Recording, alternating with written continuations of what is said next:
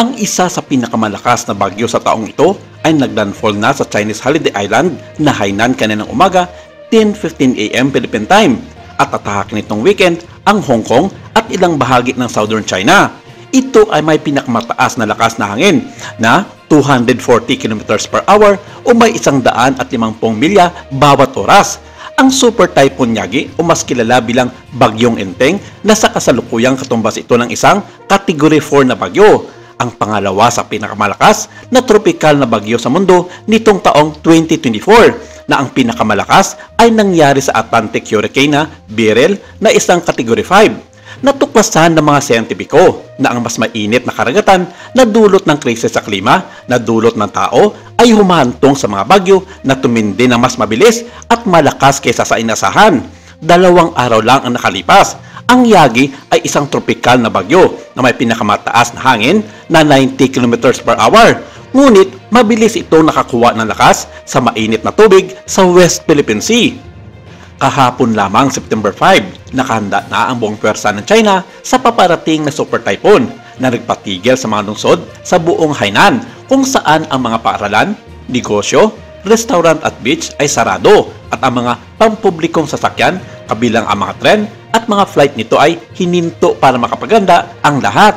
At ang ilang mga lungsod sa mga kalapit na lalawigan ng Guangdong at Guangxi ay nagpatupad din ng mga katulad na hakbang na ginawa ng Hainan Province. Sa mga social media ng China na kinalat kahapon, Huwebes, September 5, ibinahagi ng mga residente ng Hainan ang footage ng isang matinding bagyo na umuusad sa buong isla noong gabing ding iyon na may mga bahid na kidlat na kumikislap sa isang lilang kalangitan sa gabi. Ang mga video na inilabas ng lokal na media ay nagpapakita ng matataas na alon na humahampas sa baybayin, humahampas sa mga hanay ng mga puno ng palma. Inaasahan ang mga pag-abo na aabot sa 7 metro o mga 23 talampakan malapit sa baybayin ng Hainan at Guangdong mula Biyernes ng hapon ayon sa Maritime Forecasting Authority ng China. Ang Hainan ay madalas na tinatawag na China's Hawaii na ipinagmamalaki ang mga mabuhanging beach, magandang surf, 5-star resort at duty-free luxury shopping kasama na dito ang isa sa kanilang pinakamalaking naval base, ang Yulin. Sa kasalukuyan, hindi ito ang peak na panahon ng paglalakbay. Gayunpaman, ang isla sa pangkalahatan ay may magandang track record sa pagharap sa malalakas na bagyo. Ngunit ang Yagi o Bagyong Enteng na isa sa pinakamalakas na bagyong tumama sa Hainan sa loob ng isang dekada, ayon sa state media, ay nagresulta agad ng mga malalaking pinsala sa kanilang mga estrukturang militar, lalong-lalo na sa mga nakadaong na barko ng ilang commercial ships, ilan sa kanilang mga militia vessels, 3 maliliit na sasakyang pandagat ng People's Liberation Army Navy at 4 na barko ng China Coast Guard. Hindi mawari na natikman ng China, lalong-lalo na sa nanangasiwa sa buong Hainan Island, ang bagsik ni Enteng na hindi nila inaasahan ang biglaang pagkalakas nito mula nang maglandfall ng una sa Pilipinas.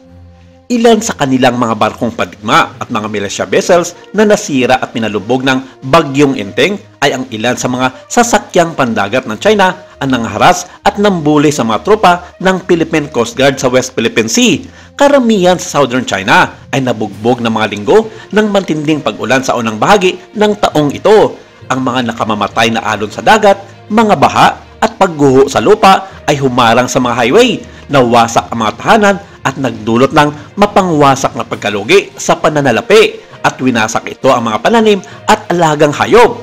Ang Yagi o mas kilala nating Bagyong Enteng ay nagdulot ng ilang pagkaantala sa paglalakbay sa mga bahagi ng Southern China, lalong-lalo na sa mga katubigan nito, habang ang mga otoridad ay nagpapatubad na ng mga storm warning system upang mabawasan ang epekto sa kabilang dako ng Hainan Island. Ang mga serbisyo ng intercity bus ay sinuspende sa Hainan mula ating gabi ng Huwebes ayon sa pamahalaang panalawigan ng nasabing isla. Ang mga serbisyo ng tren at high-speed rail ay sinuspende mula 6 PM ng Huwebes habang ang lahat ng mga flight ay nakansila hanggang Biyernes ng hating gabi.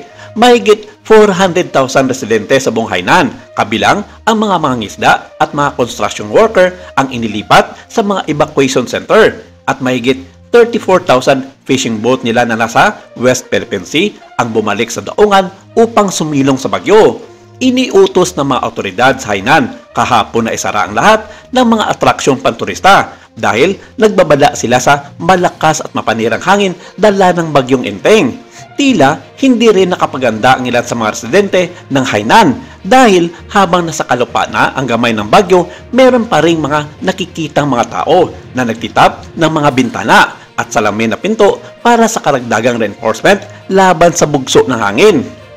Ang ilan ay naglagay ng mga sandbag sa paligid ng mapuwang ng pinto upang maiwasan ang pagbaha. Nagmamadali ang mga residente na mag-stock ng pagkain at mga supply na nagdulot ng mahabang linya at walang laman ng mga estante sa mga supermarket. Inaasahang si Enteng na siya ang pinakamalakas na bagyong naglandfall sa Hainan mula pa noong bagyong Ramason noong 2014. Ang super typhoon na iyon ay pumatay ng hindi bababa sa 17 katao sa mga lalawigan ng Hainan, Guangdong, Guangxi at Yunnan na nagdulot ng higit sa 38 bilyong yuan o 5.3 bilyong dolyar na pagkalugi sa direktang ekonomiya. Sa ngayon, patuloy ang paggagupit ni Enteng sa Hainan at inaasahan ang epekto nito sa mga susunod na araw.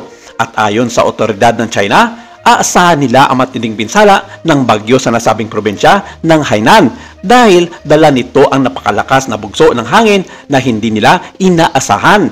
Maraming salamat. Ito lang muna ang ating update for today.